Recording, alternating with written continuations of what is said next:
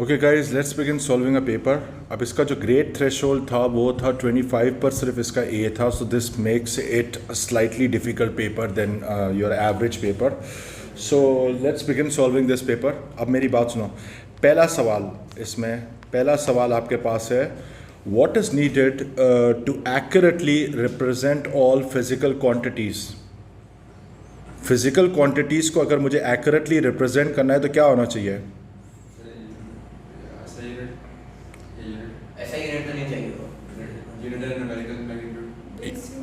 हमारे पास सिर्फ एक यूनिट चाहिए, ठीक है, और हमारे पास एक न्यूमेरिकल मैग्नीट्यूड चाहिए। That is the only option that is correct, ठीक है। फिर ये कह रहा है, ज़रा इधर देखो, a voltmeter connected across a resistor in a circuit reads 3.6 volts, okay.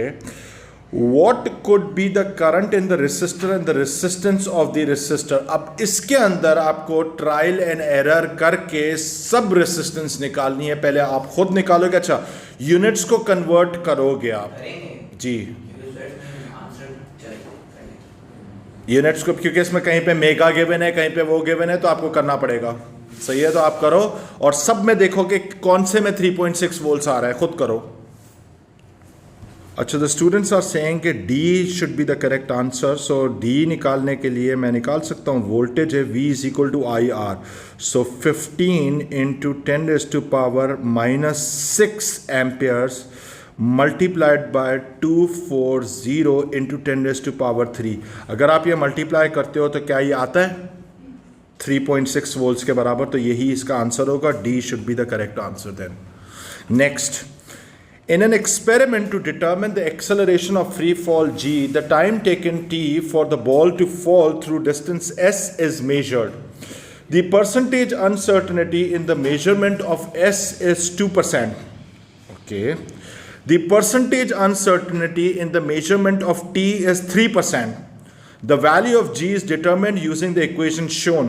What is the percentage uncertainty in the calculator? जी बिल्कुल, लेकिन पावर के साथ वो मल्टीप्लाई भी होगा। So percentage u in g should be equal to percentage u in s plus percentage uncertainty in t, और इसको multiply by 2 भी करना है आपको। 8 आ रहा है तो 8 should be the correct answer, ठीक है। अच्छा, which quantity is a vector? Momentum is a vector. So far तो पेपर तो आसान लग रहा है बहुत। A particle accelerates from rest. The graph shows the variation of the velocity v of the particle with time t.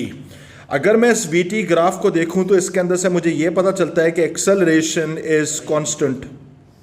Constant increase होगी नहीं बेटे, constant रहेगी। Acceleration is constant. Which graph shows the variation of the velocity v with the acceleration a of the particle? बेटे एक minute, अगर acceleration constant है तो इसके अंदर तो मेरे पास एक्सेलरेशन बढ़ रही है, इसमें भी एक्सेलरेशन बढ़ रही है, इसमें भी बढ़ रही है। सिर्फ D is the only option जिसमें हमारे पास एक्सेलरेशन कांस्टेंट है। सही है। नेक्स्ट ये वाला, Approximately how far does she fall before opening the parachute? अब opening the parachute जो है वो यहाँ पर कहीं पे आके खुला है। आपको इसका एरिया अंडर द ग्राफ निकालना है। अब जाहिर सी बात है, इतना पेपर में टाइम नहीं होता कि आप बैठ के बॉक्सेस काउंट करो। आप एक काम करो, सीधी सी बात है, इधर से लेकर इधर तक एक ट्राइंगल बना लो, इसका एरिया निकालो, इस ट्राइंगल का पहले एरिया निकालो, फिर इस रेक्टेंगल का एरिया निकालो और उससे थोड़ा सा बड़ा कर दो वैल्यू। पहले इसका ट्राइंगल का एरिया तो निकालो, ये हो जाएगा टोटल एरिया, मैं लिख रहा हूं 1/2 इंटू 10 इंटू 60 प्लस 3 इंटू 60, कितना आ रहा है टोटल? 480 आ रहा है। सही है। अब 480 से थोड़ी सी वैल्यू बड़ी होनी चाहिए, तो फिर सिर्फ एक ही ऑप्शन बच रहा है, बी बच रहा है हमारे पास। सही है, क्योंकि हमारे पास जो इसमें से एरिया मिसिंग है वो ये वाला एरिया था, और शायद इधर भी थोड़ा सा एक एरिया था जो मिसिंग था। जो मैंने कंसिडर नहीं किया। What is the definition of linear momentum?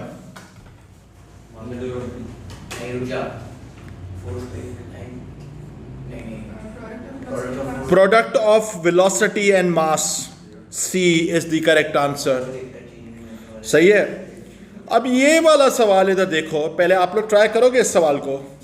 Give this question a shot yourself, फिर मैं कराता हूं। अच्छा इधर देखो, इस सवाल को मैंने कैसे किया है, सुनो।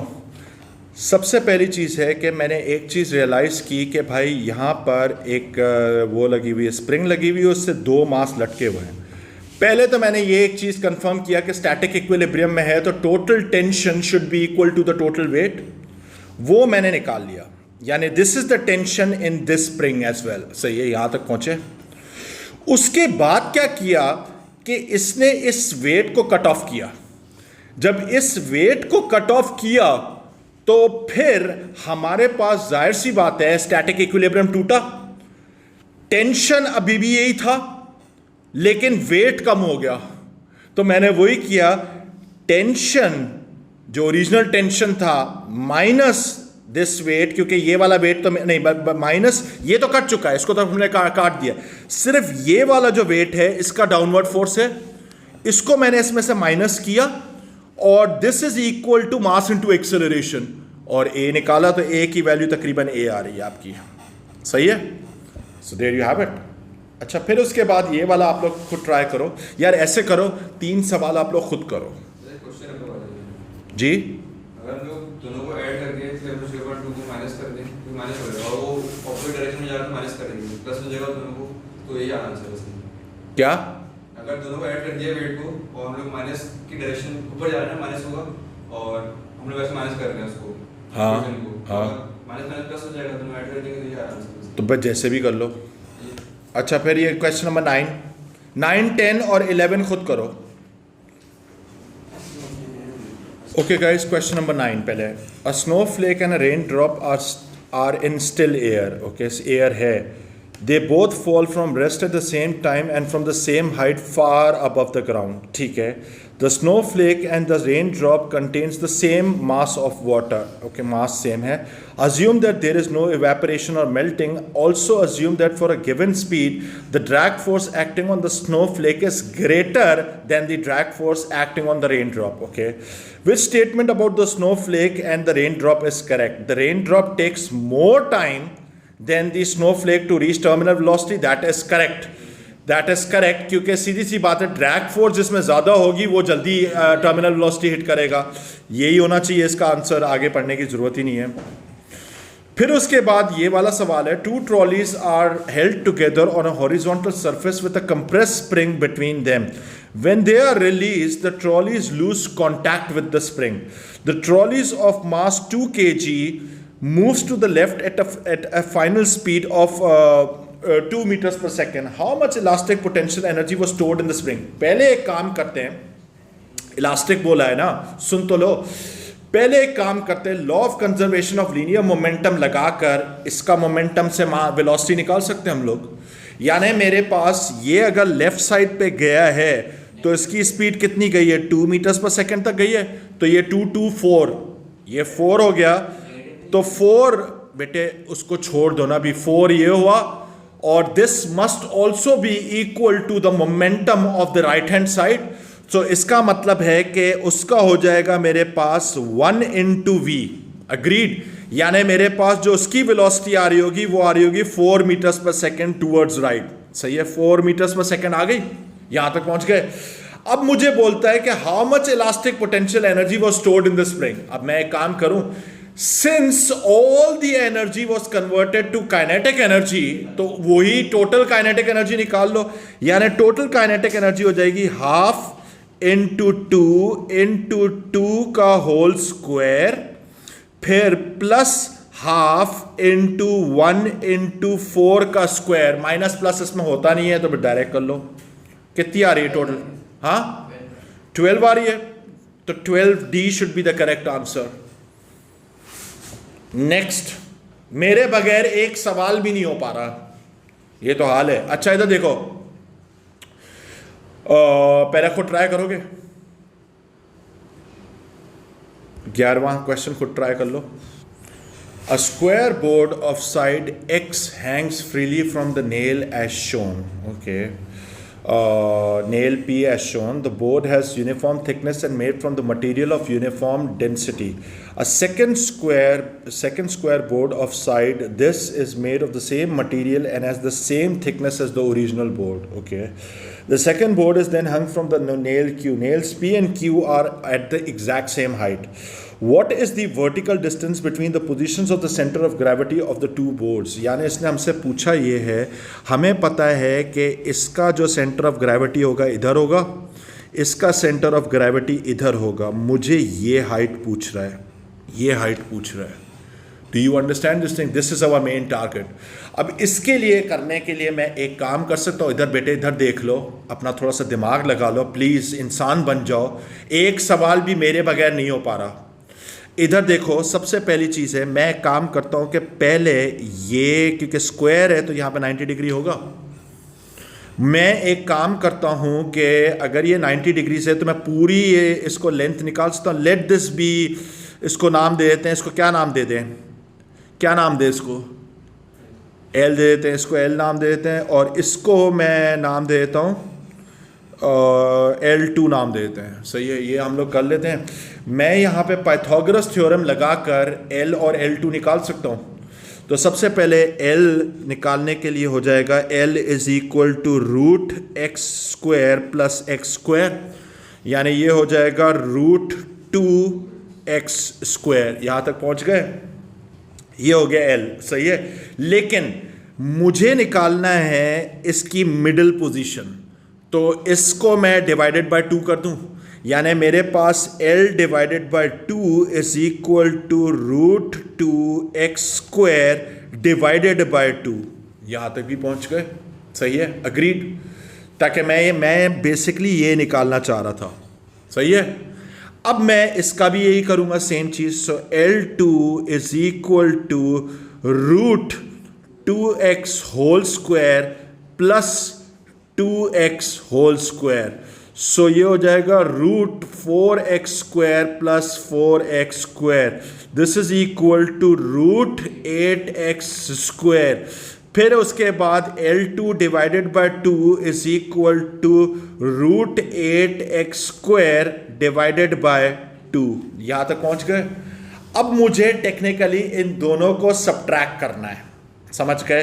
अब इन दोनों को मुझे सबट्रैक्ट करना है टू फाइंड द आंसर। अब मैं एक काम ये कर सकता हूं, इसको सबसे पहले इसको मैं यूं लिख सकता हूं, root 8 root x square divided by 2 minus, मतलब मैं ये टेक्निकली इसको पहले रख रहा हूं और उसको मैं बाद में कर रहा हूं, minus root 2 root x square divided by 2 कर सकता हूं।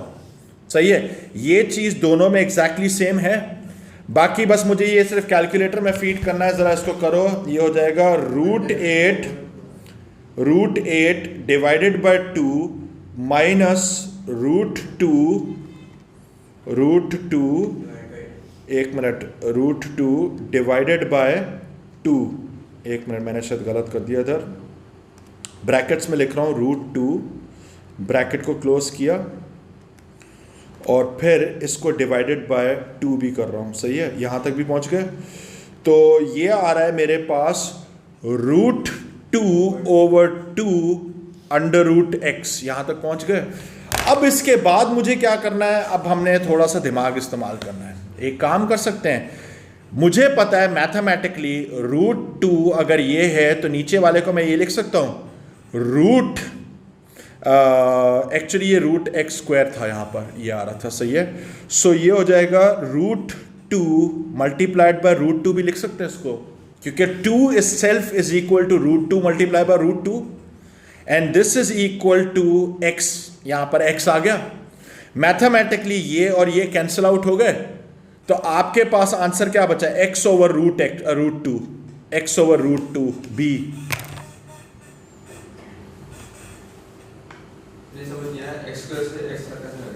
क्या बेटे मेरे प्यारे बच्चे, उस पर रूट लगा हुआ है ना, एक्स स्क्वायर पे रूट लगा हुआ है, तो रूट स्क्वायर को कैंसिल आउट नहीं करेगा। और दूसरी बात यह है कि जो 2 लिखा हुआ है, 2 is equal to √2 multiply by √2।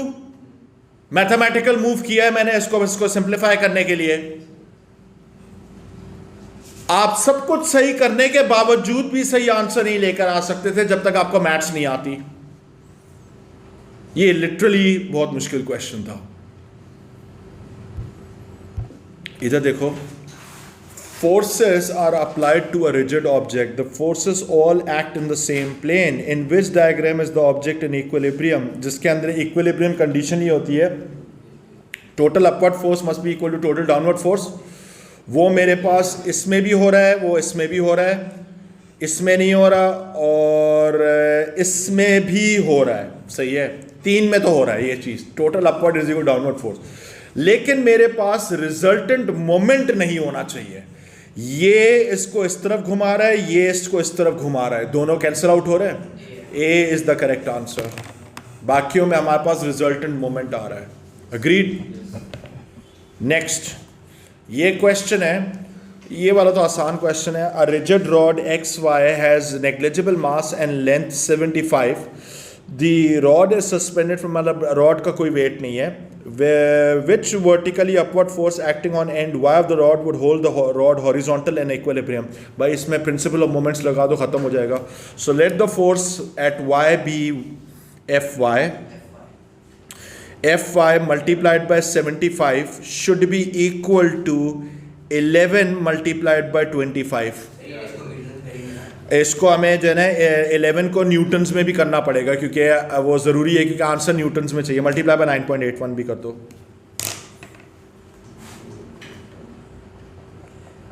सही है, क्योंकि फोर्स हमारे पास जो फाइनल आंसर है वो मास में नहीं है, वो उसमें न्यूटन्स में। क्यों करें, दोनों साइड पे कैंसिल आउट हो रहे हैं, सेंटीमीटर सेंटीमीटर। तो क्या आंसर आ रहा है आपका? क्या आ रहा है दुआ? सी। ओके, 14 वाला हमने पहले खुद किया था, इसी जैसा सवाल हमने पहले भी किया हुआ है। ये वाला आप खुद करो। इधर देखो, सबसे पहले हमारे पास इसने बोला है कि मिक्सचर की जो डेंसिटी है वो 1.1 है, यानी हमारे पास combined density is equal to total mass पर टोटल वॉल्यूम। सही है, टोटल वॉल्यूम। अच्छा, अब इसमें वॉल्यूम मिक्स जो है, मतलब हमारे पास सिर्फ वॉल्यूम ऑफ वाटर गिवन नहीं है। अग्रीड। सही है। सो टोटल मास निकालने के लिए डेंसिटी इनटू वॉल्यूम कर सकते हैं, यानी मेरे पास डेंसिटी ऑफ वाटर कितनी है?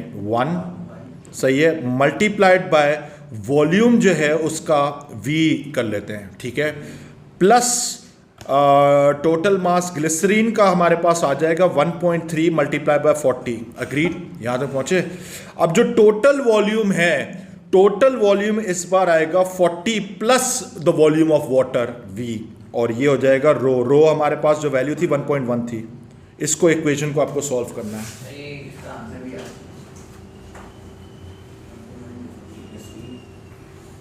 डेंसिटी सबकी डायरेक्ट ऐड नहीं होती है, आपको अलग अलग पूरा एक साथ करना पड़ता है। पहले टोटल मास निकालो, फिर टोटल वॉल्यूम निकालो। देखो कितना आ रहा answer.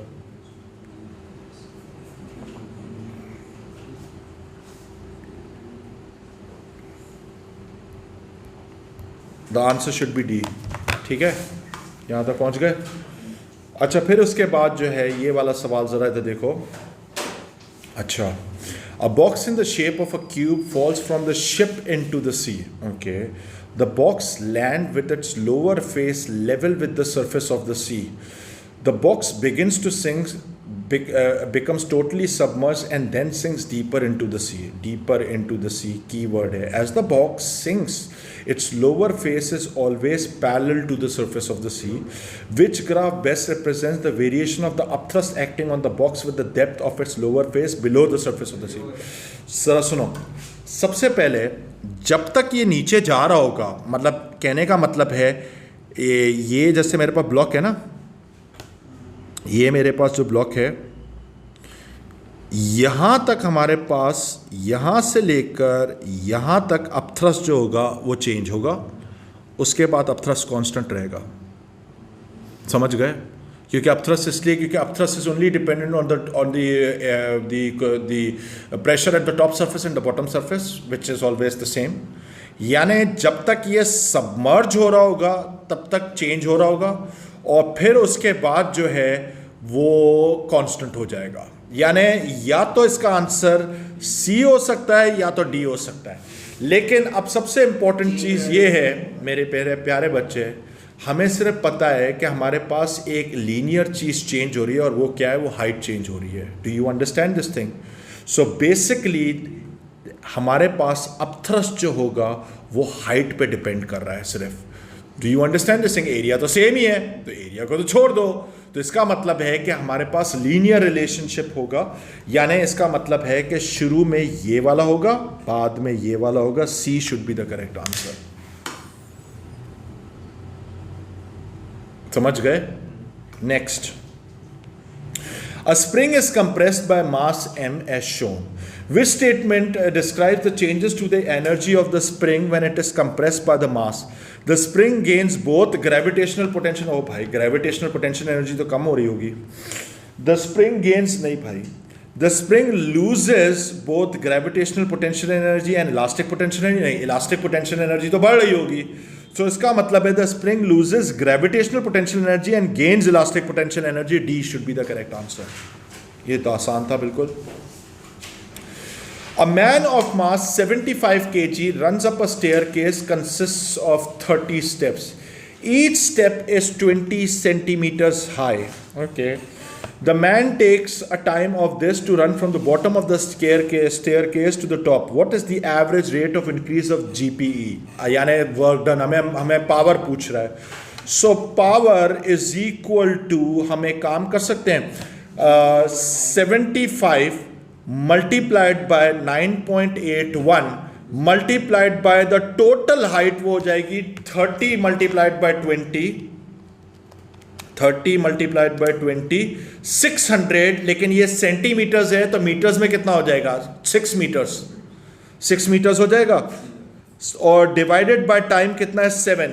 So 75 multiplied by 9.75 multiplied by 9.81 multiplied by 6 divided by 7 किया, ये आ रहा है 630 watts.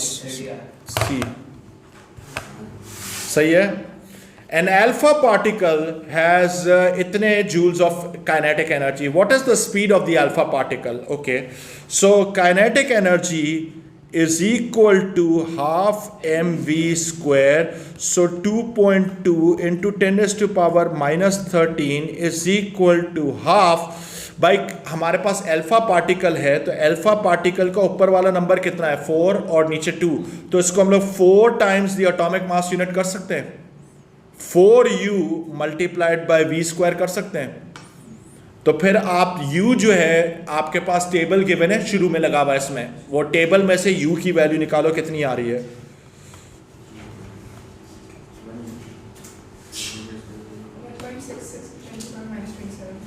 4 multiplied by g -27 into v square. अब आप v की वैल्यू निकाल लो, निकालो जल्दी करो।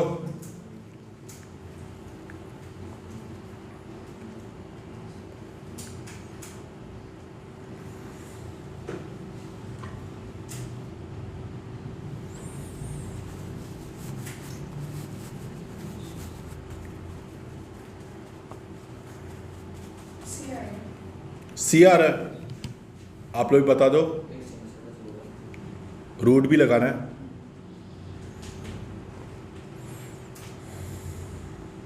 आपका क्या आ रहा है बेटे?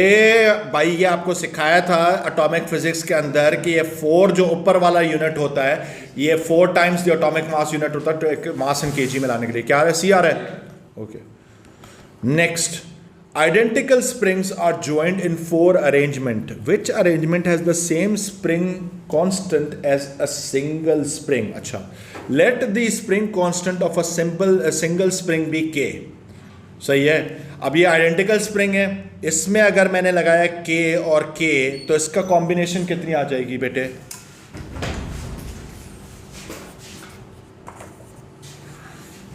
इसकी कॉम्बिनेशन कितनी आ जाएगी, के और के, तो ये हो जाएगा हाफ के, ये तो नहीं हो सकता।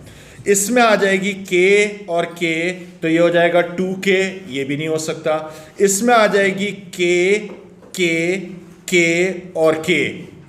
अब इसके अंदर मेरे पास हाफ के और हाफ के ऐड अप होगा तो कितना हो जाएगा, के बराबर हो जाएगा। यही आंसर है सी। इतना सिंपल सा सवाल था, सही है। Next question, an unstretched spring has a length of this. The spring is then stretched within its limit of proportionality by a tensile force of 1.5 Newton, so that the elastic potential energy stored in the spring is 0.045 joules. Okay. What is the stretched length of the spring, यानी total length of the spring हमें end में पूछा है। तो पहले हमारे पास जो elastic potential energy stored है वो आएगी 0.045। Elastic potential energy is equal to half into F x कर सकते हैं, यानी half into force 1.5 into extension e कर लें। पहले एक्सटेंशन ई निकालो कितनी आ रही है, ये मीटर्स में आ रही होगी एक्सटेंशन, माइंड यू 0.06, यानी ये कितनी हो जाएगी एक्सटेंशन सेंटीमीटर्स में, 6 सेंटीमीटर्स। अच्छा अब जरा सुनो, 6 सेंटीमीटर आंसर है, but mind you this is not the answer. अब इसके अंदर ओरिजिनल लेंथ भी तो ऐड करोगे। ओरिजिनल लेंथ कितनी है, 2। टोटल लेंथ बोला है ना, स्ट्रेच्ड लेंथ, तो 2 इसमें ऐड करोगे तो 8 should be the answer. Half F E half के एक्स स्क्वायर होता है, यानी के E square. The signal generator, amplifier and the loudspeaker are used to produce different sound waves in the air of a room. The relationship between the properties of these waves are investigated. Which relationship is not correct? Amplitude is proportional to wavelength. ओ भाई क्या बकवास कर रहा है, यही पहला ही वाला नजर आ रहा है कि इसका कोई रिलेशनशिप ही नहीं है वेवलेंथ के साथ। Frequency is inversely proportional to wavelength. True. Intensity is proportional to the amplitude squared. True. Period is equal to the reciprocal of the frequency. True. Yeah. When a guitar string is plucked, it causes a longitudinal wave in the room as shown. Okay. The speed of the sound in air is this. What is the approximate frequency of the sound wave? पहले एक काम करते हैं, region of compression to another region of compression is equal to one wavelength. पहले wavelength निकाल लें। Wavelength हमारे पास approximately यहां से लेकर यहां तक 0.5 आ रही है अप्रोक्सीमेटली, ठीक है। सो 0.5 मीटर्स इसकी लैम्डा आ रही है। अब आप इसकी फ्रीक्वेंसी निकाल लो, स्पीड गिवन है 340 is equal to frequency into 0.5 680, तो बी आंसर होना चाहिए, सही है। Next,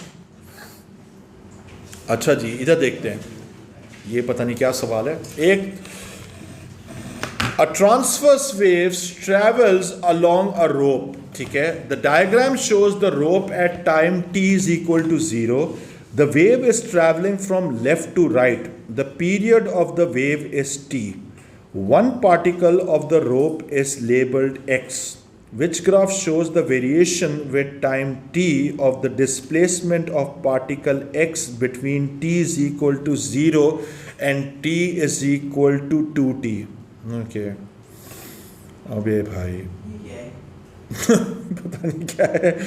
One particle of the rope is this way. Which graph shows the variation with time of the displacement of between t is equal to 0 and t is equal to 2t? अच्छा ठीक है। अब इसके अंदर हमें 2t पर इसका graph बनाना है। अब 2t पर इसका जो ग्राफ बनेगा वो कैसा बनेगा? सबसे पहली चीज़ है, वी हैव टू रियलाइज कि ये पार्टिकल अभी इस पर्टिकुलर पोजीशन से किस तरफ जाएगा, नीचे जाएगा या ऊपर जाएगा। मैंने आपको बताया था चूहे वाली थ्योरी, याद है? कभी मैंने बताया हो आप लोगों को कि भाई अगर मेरे पास एक, सपोज करो एक वेव है, ये वेव है, सही है। अगर इसके नीचे एक चूहा हो, ठीक है, ये चूहा है मेरे पास, एक फैट सा चूहा है, ये चूहा अगर मेरे पास राइट साइड पे जाएगा तो कारपेट का ये वाला जो पार्टिकल होगा, अगर मैं इसको मार्क कर रहा हूँ, एक्स मार्क कर रहा हूँ और इसको मैं वाई मार्क कर रहा हूँ, तो एक्स किस तरफ जाएगा? ऊपर जाएगा। राइट पे तो नहीं जा सकता, ऊपर जाएगा। Do you understand this thing? तो ये वाला ऊपर जाएगा और ये वाला नीचे जाएगा। अग्रीड? तो इसके अंदर सपोज करो कि इधर मेरे पास एक चूहा बैठा हुआ है इसके अंदर। लेट मी ड्रॉ अ चूहा ओवर हियर। सही है, ये चूहा है, ये चूहा उल्टा जा रहा है। अब अगर मेरे पास नेक्स्ट स्टेप में जाएगा तो ये जो डिस्प्लेसमेंट एक्स होगी किस तरफ होगी? नीचे की तरफ होगी। नीचे की तरफ होगी, यानी इसका मतलब है कि इधर से नीचे जाना इसको जरूरी है। समझ गए?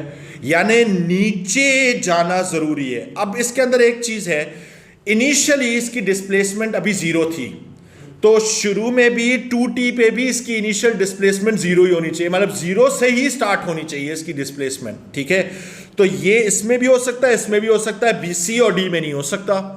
अब इसके बाद जो है नेक्स्ट जो डिस्प्लेसमेंट है वो कहां जानी चाहिए? नीचे जानी चाहिए। तो इसका मतलब है बी होना चाहिए इसका आंसर। बेटे ओ लेवल्स अगर मेरे साथ किया होता तो मैंने चूहा सिखाया था। अच्छा उधर देखो, ये वाला आप लोग खुद ट्राई करोगे?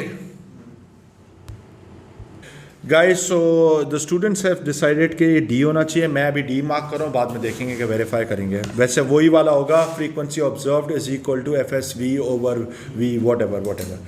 A telescope detects and analyzes some electromagnetic radiation of wavelength 2 centimetre. Wavelength हमारे पास गिवन है 2 सेंटीमीटर। ठीक है? अब सबसे पहले इसने which type of telescope is it? Okay, सबसे पहले माइक्रोवेव। माइक्रोवेव की जो रेंज होती है, वेवलेंथ की रेंज होती है, लैम्डा की जो इसकी रेंज होती है 30 सेंटीमीटर से लेकर टू 1 मिलीमीटर तक इसकी रेंज होती है। क्या ये 2 सेंटीमीटर इसके अंदर फॉल कर रहा है? 100% फॉल कर रहा है, तो यही होगा, ए होना चाहिए। सही है? करेक्ट? अब ये जो होगा माइक्रोवेव की, ये टेबल मुझे रिमाइंड आज भेज देना ताकि मैं आपको टेबल भेज दूं, आपको मेमोराइज करना पड़ेगा उनकी रेंज का। खैर, 2 waves of the same type overlap. What does the principle of superposition, when does the principle 2 waves of the same type overlap? भाई, when does the principle of superposition applies? Same type है, जब भी मिलेंगी superposition लाजमी होनी है। So always. Stationary wave थोड़ी बना रहे हैं। ओके, अब इधर देखो, the stationary sound wave is formed in a tube of length L that is closed at one end. The diagram shows the position of the nodes and the antinodes of the stationary wave. Which graph shows the variation of the amplitude A of the wave with distance x measured from this? भाई मैं आपको इतना guide कर सकता हूँ, node पर amplitude 0 होगा, इधर मैक्सिमम होगा, इधर 0 होगा और इधर मैक्सिमम होगा। अग्रीड? सही है? तो फिर कौन सा आंसर होना चाहिए, ए या बी? बेटे मेरे प्यारे बच्चे, वो अब जरा सुनो, सुन तो लो बेटे, सुन तो लो। इधर वाले पार्टिकल्स अगर राइट साइड पे जा रहे होंगे तो इधर वाले लेफ्ट साइड पे जा रहे होंगे। सही है? अग्रीड? ये बात तो फैक्ट है। ठीक है? लेकिन इसने वर्ड क्या यूज किया है? एम्पलीट्यूड। डिस्प्लेसमेंट नहीं वर्ड यूज किया है। अगर डिस्प्लेसमेंट होता तो मैं बी मार्क करता। Amplitude is a scalar quantity. Amplitude is always positive. Do you understand this thing? Amplitude कभी हमने नेगेटिव मार्क किया नहीं, तो अनफॉर्चुनेटली इसके अंदर ये आंसर ए आएगा इसका। ये बात समझ में आ गई? वैसे रियलिस्टिकली अगर देखा जाए, अगर डिस्प्लेसमेंट के हिसाब से देखा जाए तो मुझे ये पता है कि अगर ये राइट पे जा रहा है तो ये जा रहा है, तब सी बी होता। लेकिन एम्पलीट्यूड बोला है तो एम्पलीट्यूड नेगेटिव नहीं हो सकता। ये भी आपको एक चीज़, नई चीज़ सीखने को मिली है। That is why this paper is so tricky कि आपको पता होकर भी आप गलत करो। Next, a wave on the surface of the water passes through a gap between 2 barriers and is diffracted as shown. What happens when the frequency of the wave is halved? जब आपने फ्रीक्वेंसी को half किया तो lambda बढ़ा, lambda बढ़ेगा तो diffraction ज्यादा होगी, सो मोर डिफ्रैक्शन इज ऑब्जर्व्ड। सही है, क्योंकि लैम्डा बढ़ने पर या साइज छोटा करने पर, ओपनिंग का साइज छोटा करने पर दोनों में बढ़ती है हमारे पास डिफ्रैक्शन। जी। डिफ्रैक्शन जब जो वेवलेंथ होती है वो जब उसकी गैप के साइज से कंपेरेबल होती है, हाँ, तो मैक्सिमम होती है। लेकिन अगर उससे बड़ी होगी तो उससे ज़्यादा नहीं होगी। उससे ज़्यादा क्या मतलब कि अगर वेवलेंथ गैप से बड़ी हो जाए, हाँ, तो वो ज़्यादा नहीं हो जाएगी डिफ्रैक्शन। अब बस ये उससे ज़्यादा बढ़ नहीं सकती है फिर, समझ गए? अब मतलब गैप अगर और फिर मतलब फिर ये हमारे पास एम्पलीट्यूड गिरना शुरू हो जाएगा। Observable interference fringes are produced using light from a double slit. The intensity of the light emerging from each slit is initially the same. The intensity of the light emerging from one of the slit is now reduced. Okay. अगर perfect slits थे, जब दोनों में से जा रही थी तो perfect dark fringe और perfect bright fringe बन रहा था। लेकिन अगर आपने एक की इंटेंसिटी गिरा दी, सिर्फ एक स्लिट की, तो हमारे पास ना परफेक्ट डार्क फ्रिंज बनेगा ना परफेक्ट ब्राइट फ्रिंज बनेगा। How does this affect the interference pattern? The bright fringe and dark fringe all become brighter? नहीं भाई। The bright fringe and the dark fringe all become darker? नहीं। The bright fringe becomes brighter and the dark fringe becomes darker? नहीं। The bright fringe becomes darker and the dark fringe becomes brighter? Yes, that is true. D. मतलब कहने का मतलब ये है भाई, देखो अब कंप्लीट इंटरफेरेंस नहीं हो रही हमारे पास। पहले हमारे पास ये था कि टोटल डिस्ट्रक्टिव टोटल कंस्ट्रक्टिव हो रही थी। अब अगर मैंने इंटेंसिटी एक की आधी थोड़ी सी कम कर दी तो इसका मतलब है कि एम्पलीट्यूड दोनों का थोड़ा सा डिफरेंस आ गया, तो कंप्लीट डिस्ट्रक्टिव भी नहीं हो सकती, कंप्लीट कंस्ट्रक्टिव भी नहीं हो सकती। सही है। Next step. अच्छा, इसने बोला है the diffraction grating has this many lines पर मीटर, यानी मैं d की वैल्यू निकालूंगा तो ये डायरेक्ट निकलेगी 1/4 × 10⁵ अग्रीड? बेटे सिखाया था लाइंस पर मीटर अगर गिवन हो तो 1 डिवाइडेड बाय d का 1 डिवाइडेड बाय द लाइंस पर वॉट एवर गिवन होगा तो d की वैल्यू आ जाती लाइन सेपरेशन की। सिखाया था सब चीजें यार। यहां तक हमारे पास d की वैल्यू आ गई, ये डायरेक्ट मीटर्स में ही आ रही है, कोई छेड़छाड़ करने की जरूरत नहीं है। द बीम ऑफ वेवलेंथ भी गिवन है। What is the angle between the second order maximum and the direction of the incident beam of the light, यानी हमारे पास सेकंड ऑर्डर मैक्सिमम के साथ साइन थीटा की वैल्यू निकालनी है हमें। So 1/4 × 10⁵ multiplied by sine theta is equal to 2 times क्या है 589 × 10⁻⁻9 589 सॉरी, निकालो थीटा की वैल्यू सी। समझ गए?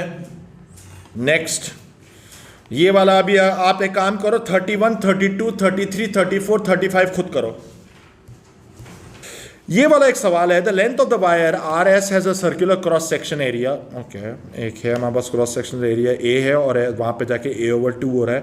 Eight the end R of the wire the cross sectional area is A and this the charge q takes time to pass through end R of the wire, there is a constant electric current in the wire. अच्छा, इसने खुद ही बोल दिया है current तो same ही होगा, no doubt about that. Drift velocity में ज़मीन आसमान का फ़र्क आएगा, क्योंकि हमें पता है कि जहाँ पे हमारे पास एरिया कम होता है वहाँ पे ड्रिफ्ट वेलोसिटी कम होती है। तो how much charge will pass through the S in a time interval of t is equal t/4। Charge takes time t to pass through and r of the wire, यानी and R pass there is a constant electric current. Charge जो होता है q is equal to IT होता है। सही है। सो यहाँ तक तो पहुँच गए। अब इसके बाद इसने क्या किया है कि how much charge will pass through and S in a time interval of t/4, the current remain same, the current remain same. अब ये देखो ना, इसने आके यहाँ पे क्या गेम खेला है। तो एक काम मैं ये कर सकता हूँ कि the charge still remains the same, charge भी सेम रहेगा, करंट भी सेम रहेगा, सिर्फ इसने टाइम चेंज किया है अभी। यानी मेरे पास अगर मैं देखूं टाइम इसने क्वार्टर कर दिया। अगर इसने टाइम क्वार्टर किया सो बेसिकली इसने किया, मुझे क्या निकालना है, हाउ मच चार्ज निकालना है यार, एक मिनट, the new charge still remains, नहीं हाउ मच चार्ज, अच्छा लेट नहीं, चार्ज चेंज हो जाएगा charge, so Q new is equal to current remain same, और इस बार टी ओवर 4 कर लेते हैं, यूं कर सकते हैं, हो गया। अब मैं एक काम करता हूँ, दोनों को डिवाइड कर दूँ, दोनों को अगर मैंने डिवाइड किया तो ये हो जाएगा Q over Q new is U, I तो कैंसिल हो गया, टी ओवर 4 कैंसिल हो गया, यानी ये टी कैंसिल, 4 ऊपर चला गया, so Q is equal to, sorry Q new is equal to Q over 4, Q over 4 आ जाएगा, बी आंसर। अजीब सा सवाल था यार,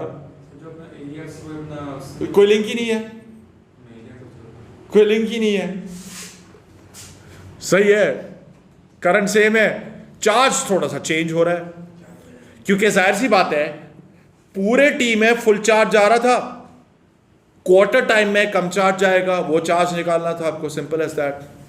सवाल बड़ा अजीब सा था, इतनी सारी इंफॉर्मेशन दी हुई थी, वो सिर्फ ऐसे ही वेस्ट करने के लिए, टाइम वेस्ट करने के लिए दी हुई थी। सर वैसे भी तो देख सकते हैं ना, टी में एक क्यू चार्ज आ रहा है तो क्वार्टर टाइम में क्वार्टर चार्ज आ रहा है, ऐसे भी हो सकता है। अच्छा इधर देखो, a power supply is connected to a component by connecting wires of total resistance this, the power supply has an output power of this and the terminal potential difference of 12 volt, okay, how much thermal energy is dissipated in the connecting wires in a time of 1 hour? अच्छा एक minute, power supply is connected to a component by connecting wires of total resistance, हमारे पास ये है, the power supply has an output power of this and the terminal potential difference of 12 volt, यानी 12 volt जो हैं इसके ऊपर आ रहे हैं, सही है, टर्मिनल पीडी ये आ रहे हैं।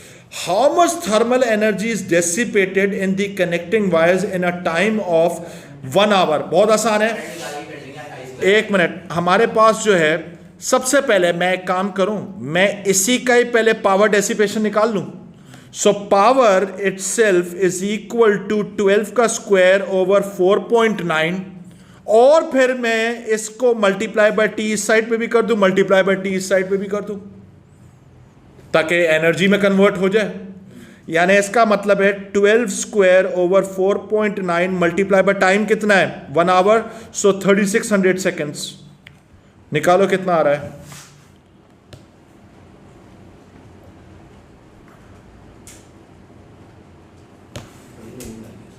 जी डी आ रहा है, कोई और भी निकाले, डी आ रहा है तो डी, मैं कौन होता हूँ उसको मना करने वाला, डी हो गया जी, करंट के थ्रू भी जा सकते थे, फिर PIVT करना पड़ता आपको, अच्छा फिर भी सारा सुनो, a copper wire is to be replaced by an aluminium wire of the same length and resistance, copper has half the resistivity of the alloy, what is the ratio of the diameter of the alloy? भाई इसका मैं करूं, अच्छा सबसे पहली बात है, formula क्या होता है, resistance is equal to resistivity length into 4 over pi D square, सही है।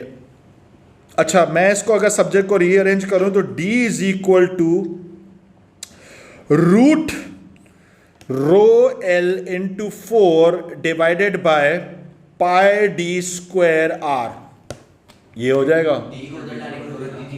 अच्छा अच्छा पाई डी तो चला गया, डी चला गया, सिर्फ ये हो जाएगा पाई आर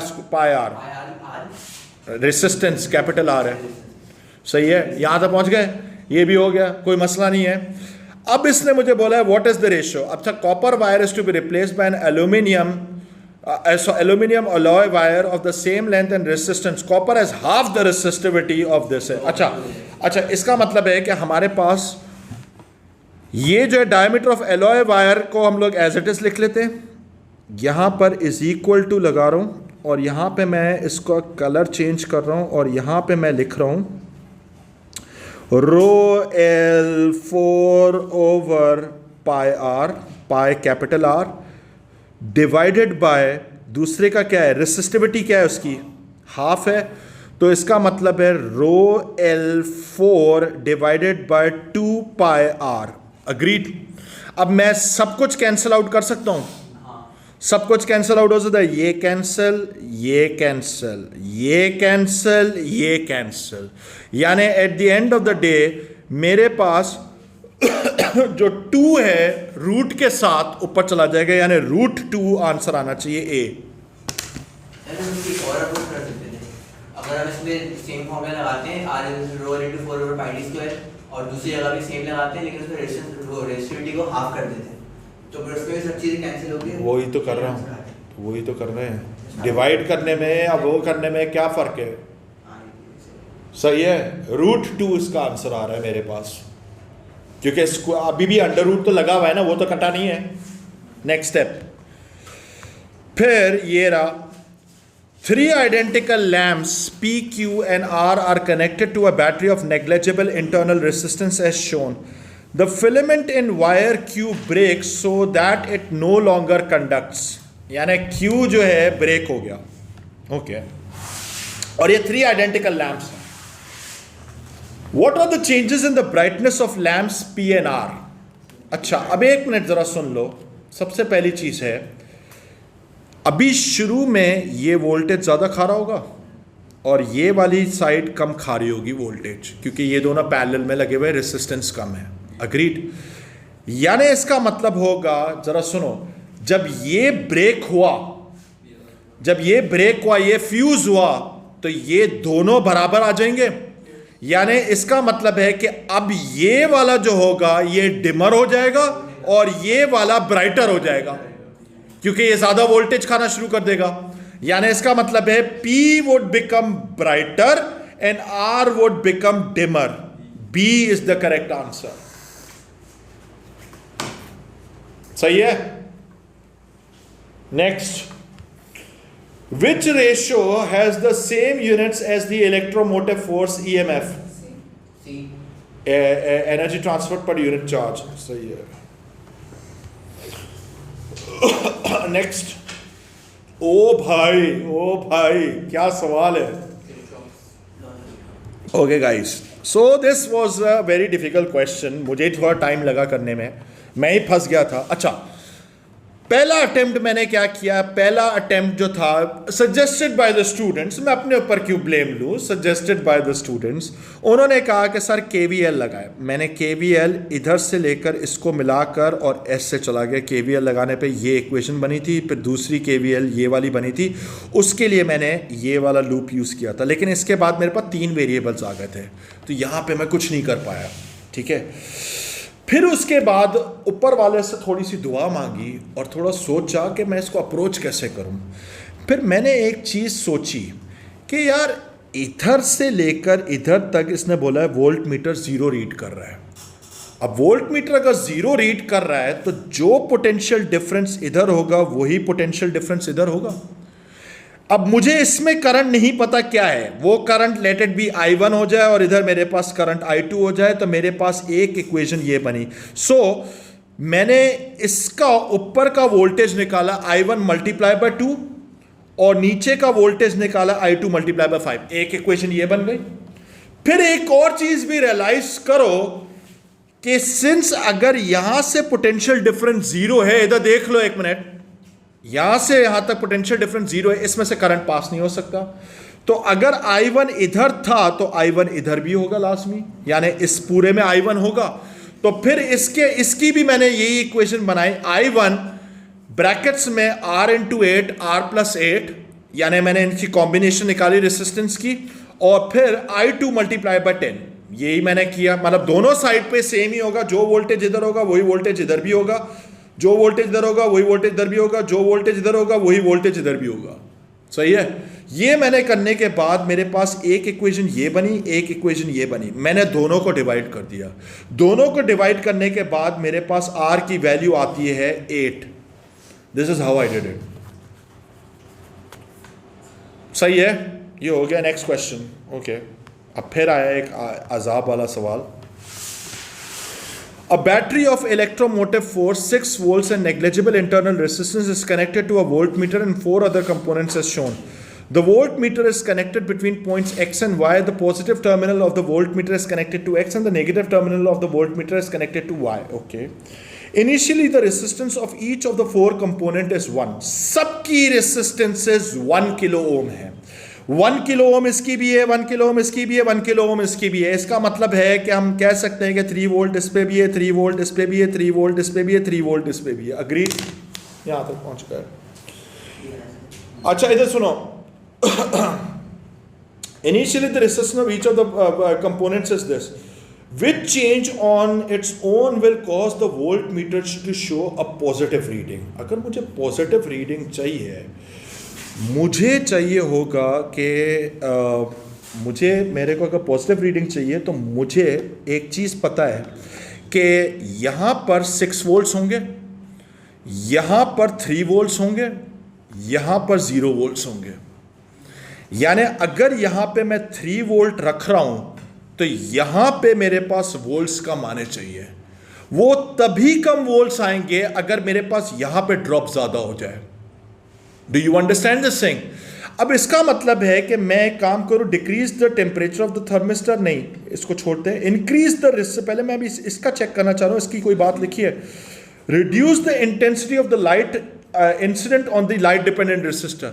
अगर मैंने इसकी रेसिस्टेंस को बढ़ा दिया तो यहाँ पे वोल्टेज ड्रॉप ज़्यादा होगा। अगर वोल्टेज ड्रॉप ज़्यादा होगा तो इसका मतलब है कि यहाँ पे अवेलेबल जो मेरे पास पोटेंशियल होगा वो ज़्यादा गिरा हुआ होगा। यहाँ पे 3 था, यहाँ पे सपोज करो 2 बचा, तो इसका मतलब है कि 3 to 2 पॉजिटिव टू नेगेटिव हो गया। पॉजिटिव रीडिंग तभी आ सकती है मेरे पास अगर इसका आंसर सी होना चाहिए। मैं स्ट्रेट अवे कह रहा हूँ सी होगा इसका आंसर।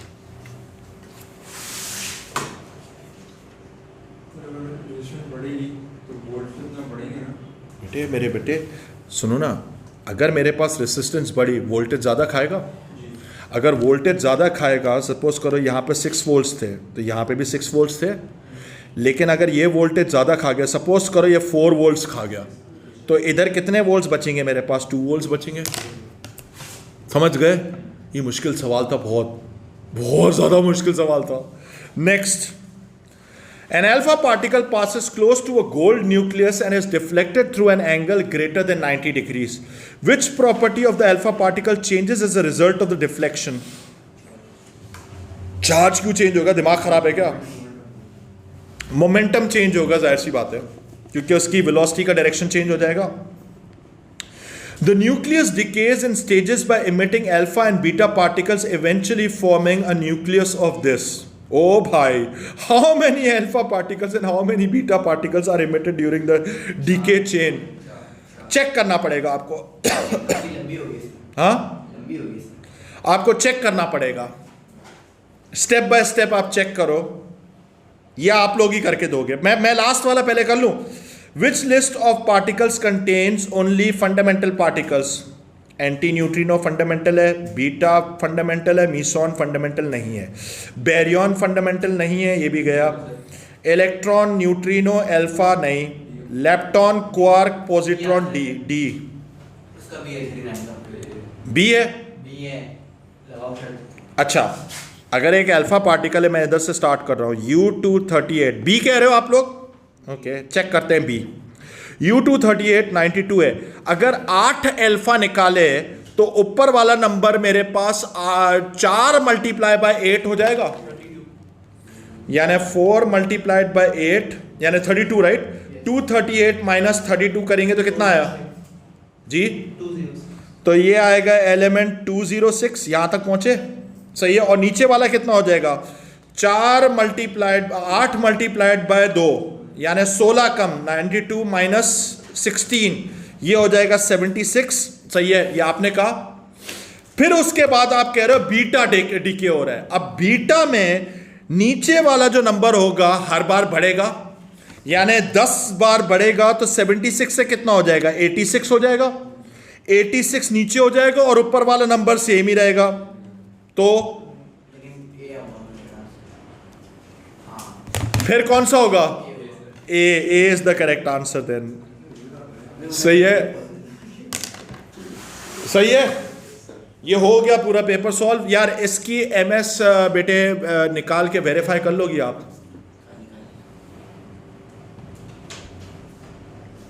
मेरे से गलती हुई है, 1 मिनट, सिर्फ एक गलती आई है, पूरे सारे आंसर सही है 32 में।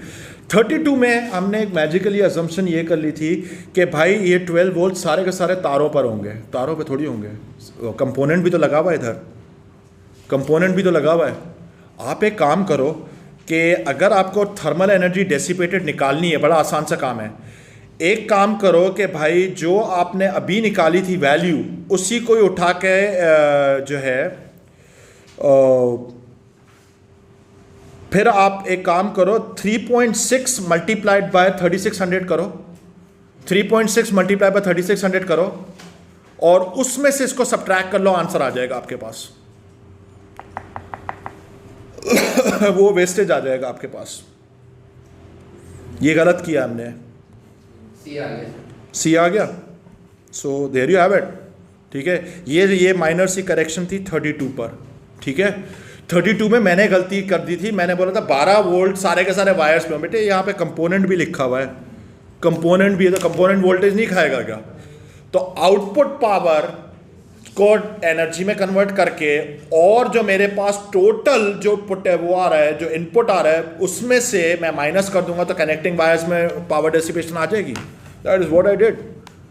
सही है, so there you have it.